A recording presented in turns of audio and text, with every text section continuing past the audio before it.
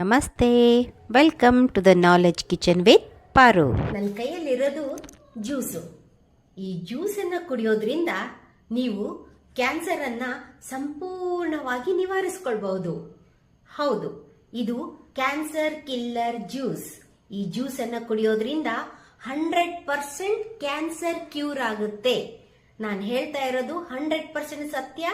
ಈ ಜ್ಯೂಸನ್ನು ಕುಡಿಯೋದ್ರಿಂದ cancer ಗುಣಮುಖವಾಗುತ್ತೆ. First stage ಅಲ್ಲಿರೋ ಕ್ಯಾನ್ಸರ್ ಕೂಡ ಗುಣಮುಖವಾಗುತ್ತೆ. ಸೆಕೆಂಡ್ ಸ್ಟೇಜ್ ಅಲ್ಲಿ ಕ್ಯಾನ್ಸರ್ ಇದ್ರೂ ಕೂಡ ಈ ಜ್ಯೂಸ್ ಕುಡಿಯೋದ್ರಿಂದ ಸೆಕೆಂಡ್ ಸ್ಟೇಜ್ ಕ್ಯಾನ್ಸರ್ ಕೂಡ ಗುಣಮುಖವಾಗುತ್ತೆ. ಜೊತೆಗೆ ಈ ಐಸ್ ಕ್ರೀಮ್ ಅಲ್ಲೂ ಕೂಡ ನೀವು ನಿಮ್ಮ ಕ್ಯಾನ್ಸರ್ ಜೀವಕೋಶಗಳನ್ನ ಬರ್ದೇ ಇರೋ ತರ ತಡ್ಕೋಬಹುದು.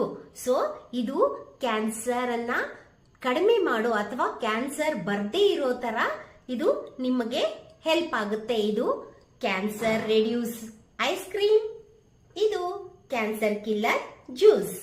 ಬನ್ನಿ ಇದನ್ನ ಯಾವ ತರ ಮಾಡೋದು ಅಂತ ನೋಡೋಣ. ನೋಡಿ, ಈ ಹಣ್ಣು ಏನು ಅಂತ ಗೊತ್ತಾಗ್ತಾ ಇದೆಯಾ?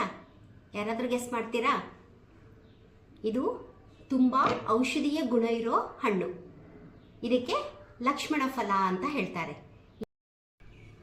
ನೋಡಿ, ಇದು ಸೀತಾಫಲ, ಇದು ಲಕ್ಷ್ಮಣ ಫಲ. ಲಕ್ಷ್ಮಣ ಫಲ ಅಂತನಾದ್ರೂ ಹೇಳ್ತೀವಿ, ರಾಮಫಲ ಅಂತನಾದ್ರೂ ಹೇಳ್ತೀವಿ. ಕಟ್ ಮಾಡಿದ್ಮೇಲೆ ಇದು ನೋಡೋಕೆ ಈ ತರ ಇರುತ್ತೆ. ಬನ್ನಿ ಲಕ್ಷ್ಮಣ ಫಲದಿಂದ ಜ್ಯೂಸನ್ನು ಹೇಗೆ ಮಾಡೋದು ಅಂತ ನೋಡೋಣ. ಮೊದಲಿಗೆ ಲಕ್ಷ್ಮಣ ಫಲದಲ್ಲಿರೋ ಬೀಜಗಳನ್ನು ಈ ರೀತಿ ತೆಗೆದುಕೊಂಡ್ಬಿಡ್ಬೇಕು. ಈ ರೀತಿ ತೆಗೆದುಕೊಂಡು ಇದನ್ನೆಲ್ಲ ಮಿಕ್ಸರ್ ಮಾಡಿ ಜ್ಯೂಸ್ ಮಾಡೋಣ. ಬನ್ನಿ. ಸೊ ಎಲ್ಲ ಪಲ್ಪನ್ನು ಮಿಕ್ಸಿಗೆ ಹಾಕ್ಕೊಂಡು ಸ್ವಲ್ಪ ನೀರು ಹಾಕ್ಕೊಂಡು ಇದನ್ನು ರುಬ್ಕೊಳ್ಳೋಣ. ಕೊಂಡಿರೋ ಜ್ಯೂಸನ್ನು ಸೋಸ್ಕೊಳ್ಳಬಹುದು. ನೀವು ಸೋಸ್ಕೊಳ್ದೇನು ಹಾಗೇನು ಕುಡ್ಕೋಬಹುದು. ನೋಡಿ, ಮಿಕ್ಸರ್ ಮಾಡ್ಕೊಂಡಿರೋ ಜ್ಯೂಸು ಸೋಸ್ಕೊಂಡ್ಮೇಲೆ ಈ ರೀತಿ ಆಗುತ್ತೆ. ಅದನ್ನು ನೀವು ಇದಕ್ಕೆ ಹಾಕ್ಕೊಳ್ಳಿ.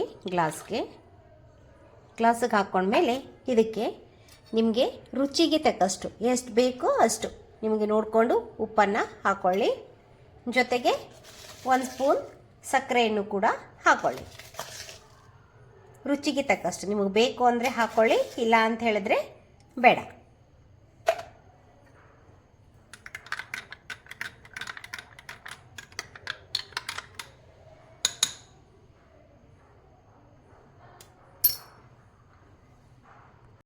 ಈಗ ಕ್ಯಾನ್ಸರ್ ತಡೆಗಟ್ಟೋ ಐಸ್ ಕ್ರೀಮನ್ನು ಹೇಗೆ ಮಾಡೋದು ಅಂತ ನೋಡೋಣ. ತೆಗೆದಿಟ್ಕೊಂಡಿರೋ ಲಕ್ಷ್ಮಣ ಫಲ ಪಲ್ಪನ್ನು ಮಿಕ್ಸರ್ ಮಾಡಿಕೊಂಡು ಆ ಮಿಕ್ಸರ್ ಮಾಡ್ಕೊಂಡಿರೋ ಪಲ್ಪಿಗೆ ನಾವು ಮಿಲ್ಕ್ ಮೇಡು, ಶುಗರು, ಏಲಕ್ಕಿ ಪೌಡರು ಎಲ್ಲ ಹಾಕಿ ಮತ್ತೊಂದು ಸರ್ತಿ ಚೆನ್ನಾಗಿ ಮಿಕ್ಸ್ ಮಾಡಿಕೊಂಡು ಆ ಮಿಶ್ರಣವನ್ನು ರೆಫ್ರಿಜರೇಟರ್ನಲ್ಲಿ 1 ರಾತ್ರಿ ಪೂರ್ತಿ ಬಿಟ್ಟರೆ ನಮಗೆ ಐಸ್ ಕ್ರೀಮ್ ಸವಿಯಲು ಸಿದ್ಧ.